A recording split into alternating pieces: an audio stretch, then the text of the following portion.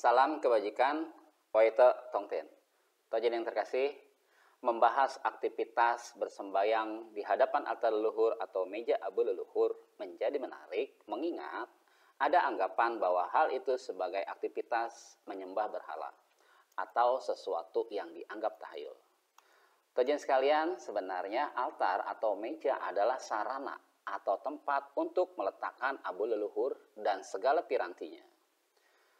Jadi altar atau meja adalah tempatnya dan abu leluhur adalah pirantinya, termasuk sianglo atau hiolo, di mana abu itu diletakkan dan kemudian digunakan untuk menancapkan dupa.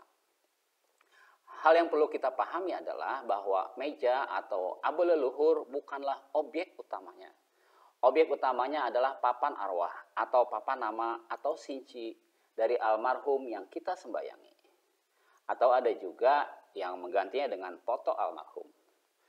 Namun memang kesemuanya itu merupakan satu kesatuan dan menjadi media bagi kita untuk melakukan penghormatan dan persembahyangan kepada leluhur.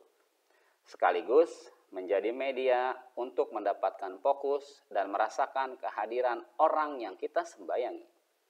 Sebagaimana dikatakan Kungce, pada waktu sembayang kepada leluhur, hayatilah akan kehadirannya. Dan waktu sembayang kepada Tuhan yang Maha Roh, hayatilah pula akan kehadirannya. Maka menjadi sangat tidak tepat ketika semua itu dianggap sebagai aktivitas menyembah sebuah benda. Dengan kata lain, menyembah berhala. Pertama, karena yang kita sembayangi adalah arwahnya, bukan meja atau pirantinya, termasuk abu leluhur itu sendiri. Kedua, bahwa kita tidak memohon sesuatu atau meminta-minta kepada leluhur, melainkan kita sembahyang dimaksudkan untuk melakukan doa, untuk mengucapkan syukur dan menyampaikan pengharapan. Atau pada umumnya, orang memohon restu kepada almarhum, kepada leluhur, untuk melakukan sesuatu. Tojen sekalian, sebelum lebih jauh membahas tentang altar leluhur, kita akan bahas terlebih dahulu tentang waktu persembahyangan kepada leluhur. Terkait waktunya, kapan kita melakukan persembahyangan kepada leluhur? Pertama, ada persembahyangan yang khusus, yaitu sembahyang peringatan hari wafat orang tua. Kedua adalah sembahyang yang berkala, seperti sembahyang leluhur pada saat Qingming, Qingheping, Seseng'an, dan Cusi. Yang ketiga adalah sembahyang yang rutin, yaitu pada saat datang bulan habis dan datang bulan penuh atau bulan purnama, yang dikenal sebagai sembahyang Suose pada saat Cui, tanggal 1 penanggalan Yinli, dan sembahyang Wangse pada saat Sewu, tanggal 15 penanggalan Yinli. Ada pertanyaan, apa yang menjadi alasan umat Konghucu melakukan sembahyang pada saat tertentu, termasuk pada saat Sewu dan Cui? Tojen sekalian, sembahyang yang dilakukan umat Konghucu memang terkait atau berkaitan dengan fenomena alam. Sembahyang besar kepada Tuhan berkaitan dengan 4 musim. Dan musim adalah fenomena alam terkait posisi bumi terhadap matahari, atau karena revolusi bumi mengelilingi matahari. Pada setiap musimnya dilakukan sembahyang kepada Tien, sembahyang Ce pada musim semi saat Xinjia, sembahyang Ye pada musim panas saat Tuanyang, sembahyang Chang pada musim gugur saat Chongqiu, dan sembahyang Cheng pada musim dingin saat Tungce. Selanjutnya sembahyang pagi dan sore atau awal dan akhir hari yang kita kenal sebagai sembahyang Caosi adalah karena rotasi bumi yang menghasilkan siang dan malam atau awal dan akhir hari. Kemudian sembahyang Wangse saat Sewu atau bulan penuh dan sembahyang Suose saat Cui ini berkaitan dengan fenomena alam karena posisi bulan terhadap bumi atau karena gerak edar bulan mengelilingi bumi. Tanya sekalian, kembali lagi pada soal altar atau meja abu leluhur.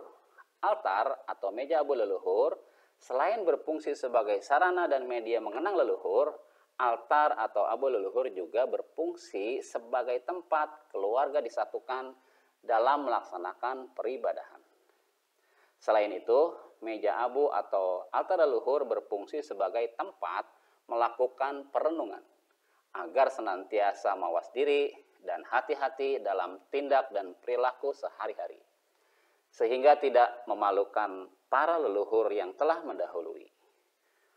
Menengadah tidak malu kepada Tuhan dan menunduk tidak merah muka kepada sesama manusia.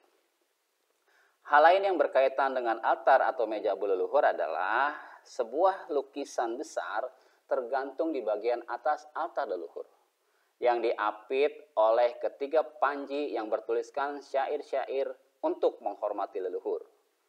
Lukisan itu diberi bingkai dari kayu, begitu juga kedua panji di kiri kanan dan panji yang ada di atasnya.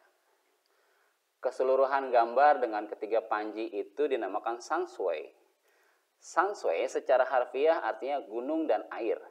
Sebenarnya sansui adalah istilah untuk seni lukis Cina, untuk pemandangan alam dengan gunung dan air sebagai unsur-unsur yang menguasai keadaan sekelilingnya, yang dipandang tinggi oleh orang Tionghoa.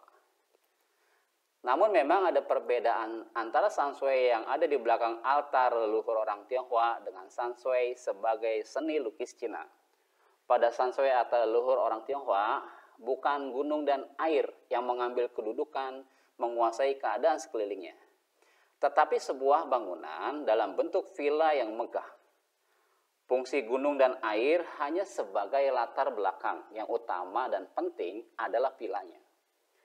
Orang dapat menyadari dengan segera apa yang dimaksud dengan villa yang megah dengan lengkap dengan perabot yang mewah.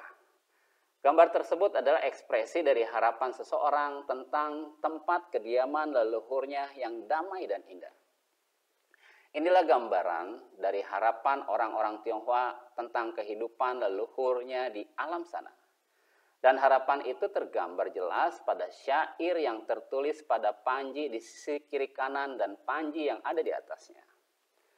Salah satu contoh syair yang diambil dari kitab Sanjak tertulis demikian: sesungguhnya pohon ingin tetap diam, tetapi angin tak berhenti menggoyang. Anak ingin merawat, tapi orang tua tak sabar menunggu.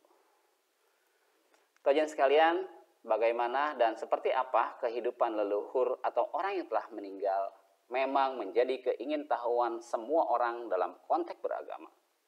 Suatu hari salah seorang murid bertanya kepada Kung Che, bagaimana cara mengabdi kepada para roh? Kung Che menjawab, sebelum mengabdi kepada manusia, betapa dapat mengabdi kepada para roh. Murid memberanikan diri bertanya hal setelah orang mati. Kung Che menjawab, sebelum mengenal hidup, betapa mengenal hal setelah mati. Kajian sekalian, jawaban Kung Che mungkin tidak memuaskan keingintahuan banyak orang, termasuk para pengikutnya. Dan semua menjadi semakin menarik ketika dikaitkan dengan bagaimana perlakuan orang Tionghoa terhadap orang yang telah meninggal. Mengirim rumah-rumahan dan uang tiruan dengan cara dibakar menjadi sesuatu yang begitu diyakini dan tak berani diapakan. Bagaimana tentang semua itu, kita akan bahas pada episode selanjutnya. Semoga bermanfaat. Salam kebajikan. Oeta Tong Tien.